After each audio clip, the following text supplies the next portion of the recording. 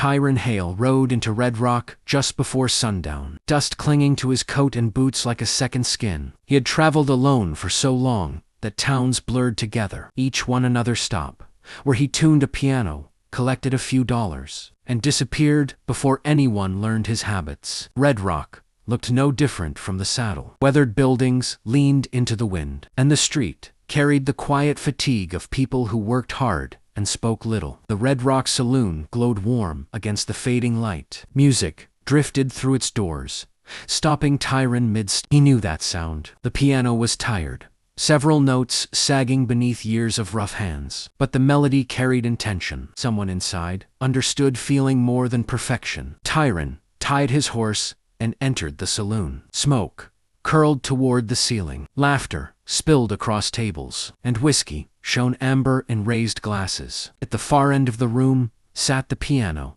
and behind it, a woman who seemed untouched by the noise around her. Cassie played with steady hands, posture straight, eyes focused on the keys as if the world narrowed to 88 possibilities. Tyron listened the way only a tuner could, hearing every flaw while feeling something unexpected take root in his chest. Her music wasn't flashy. It was honest. Each note lingered, shaped by longing and restraint. And Tyron felt as though she was telling a story meant for no one else. When the song ended, applause erupted. Cassie smiled politely and began another tune without acknowledging the praise. Tyron reached the bar and ordered coffee, his attention still fixed on the piano. He avoided whiskey when working. His hands needed steadiness, not courage. That piano needs help, the bartender said casually. So does the person playing it, Tyron replied before thinking. Later, when the crowd thinned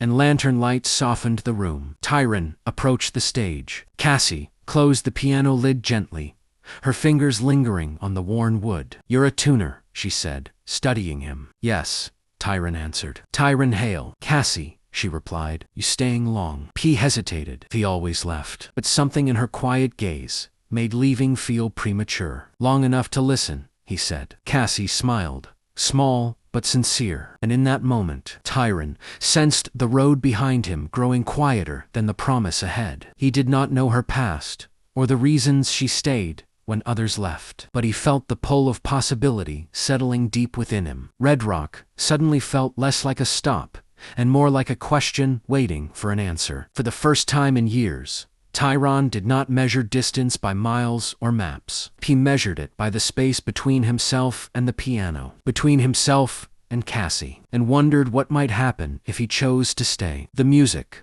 lingered, patient and inviting, as the night settled around them, quietly reshaping the path he thought he understood without fear or regret. For once now, morning arrived slowly at the Red Rock Saloon, sunlight filtering through dusty windows and settling gently on the piano. Tyron set his toolcase beside it, moving with practiced care, as though loud motions might disturb something fragile. Cassie sat nearby on a wooden chair, hands folded in her lap, watching him with quiet interest. She had seen tuners before, but none who treated the instrument as if it were alive. Tyron lifted the lid and pressed a key, listening closely. The note wavered, tired but willing. He adjusted a string, then another, working patiently. Cassie leaned forward slightly. "You hear things others don't," she said. "It's my job," Tyron replied. "I think it's more than that." He paused, glancing at her before returning to his work. "Maybe." As the morning passed, Tyron explained what he was doing, pointing out how tension affected tone, how neglect slowly stole a piano's voice. Cassie listened intently, asking questions that surprised him. She wasn't merely curious, she cared. When he mentioned that a piano reflected the life around it, she nodded.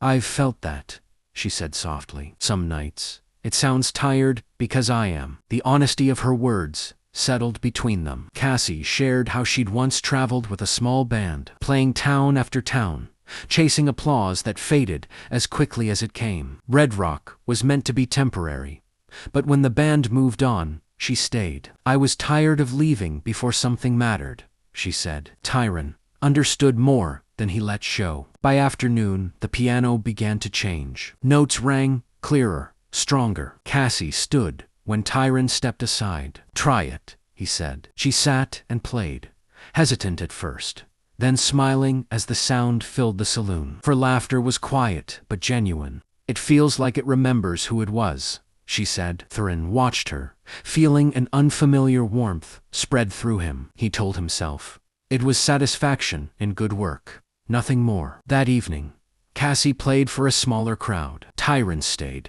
listening from the shadows. Her music seemed to reach for him now, slower, more personal. When the saloon closed, she didn't stop playing. "You don't have to stay," she said, without turning. "I want to," Tyron replied. They talked long after the lanterns were dimmed. Tyron spoke of roads, towns that never learned his name, nights spent alone with his tools. Cassie spoke of belonging and fear of wanting too much. When Tyron finally returned to his room upstairs, he unpacked his tools, then paused. For the first time in years, he didn't know when he would pack them again. The thought unsettled him, yet brought unexpected comfort. Below, the piano rested, its strings humming faintly in memory of the day. Tyron lay awake listening, realizing that something unseen had begun tuning him as carefully as he had tuned the instrument. The music no longer belonged only to the saloon. It had begun to weave itself quietly into his life, note by note,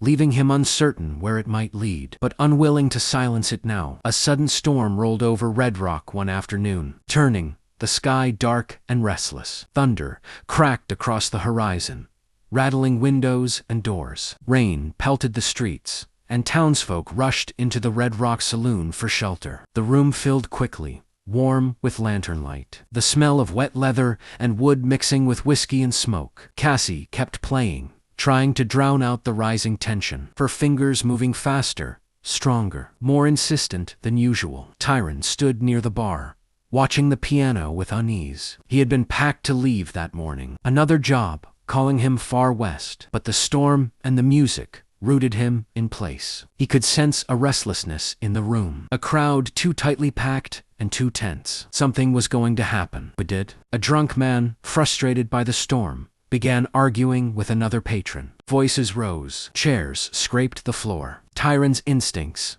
went on alert. The fight escalated quickly.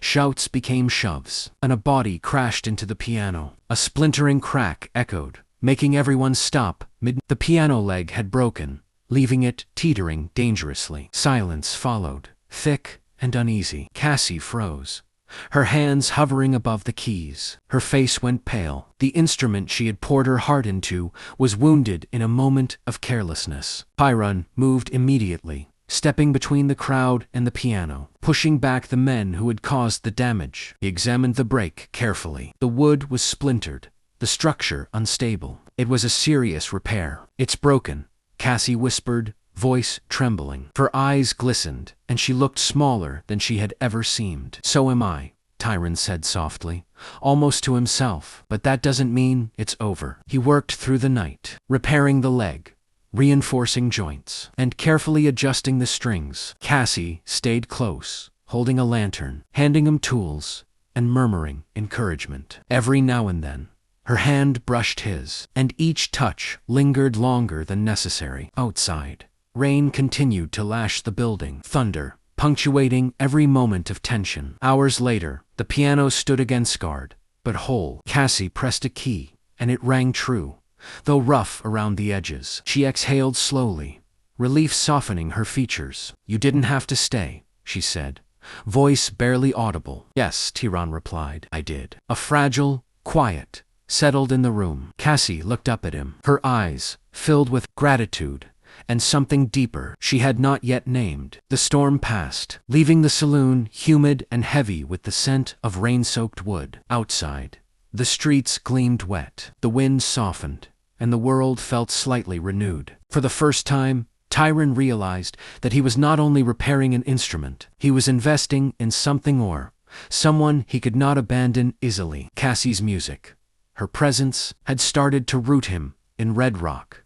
He had always been a wanderer, a man who moved from town to town. Yet, for the first time, leaving felt impossible. And Cassie, standing beside the piano she loved, recognized the same pull. Something was changing between them. A quiet chord struck in both hearts, one that would resonate far beyond the repair of a single instrument. The weeks after the storm passed like a slow river through Red Rock, no longer moved with the certainty of a man who always left. He worked on repairs around the saloon, loose floorboards, wagon wheels, broken hinges, but always returned to the piano. Cassie's music grew stronger, more confident, yet laced with vulnerability. Each note carried more than melody. It carried a story of survival, of resilience, and of quiet longing. One late afternoon, Tyron sat polishing the piano's keys, while Cassie rearranged flowers in a jar on the bar. He noticed the way she lingered near the window, sunlight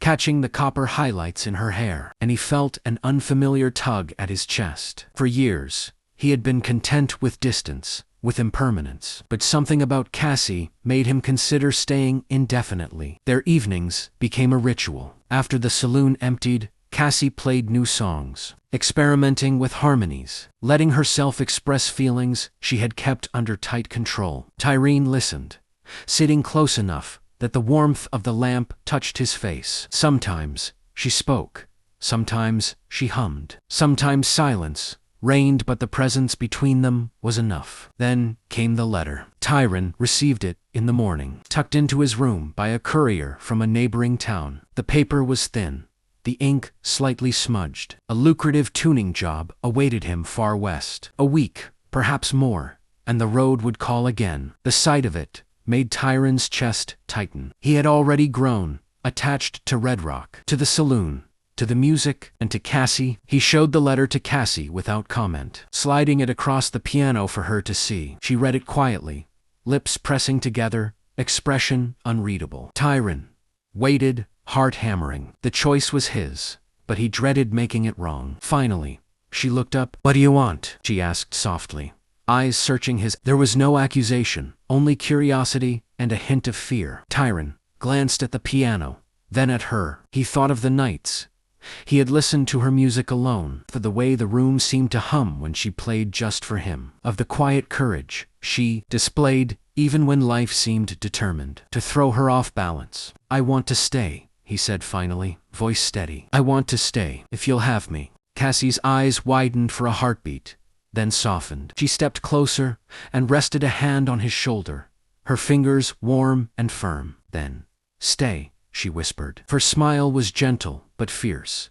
full of relief and promise. The tension that had built over weeks seemed to dissolve in that simple statement. The piano, now fully restored, seemed to sigh along with them. That evening, she played a song that was new and untested, letting her emotions shape every note. It was imperfect, at times hesitant, but beautiful in its honesty. Tyron sat beside her, listening intently, feeling the music resonate in his chest. Every chord, every pause, every rise and fall in the melody reflected the path they had chosen. Not just the path of a piano, but the path of two wandering souls, finally deciding where they belonged. Outside, Red Rock settled under a quiet night. Lanterns glowed softly, casting long shadows across empty streets. Inside, the saloon breathed with music and unspoken love. The choice had been made, the song now written in their lives. And for Tyron and Cassie, the music had become a language more profound than words, a promise that neither would wander alone again. Years passed in Red Rock,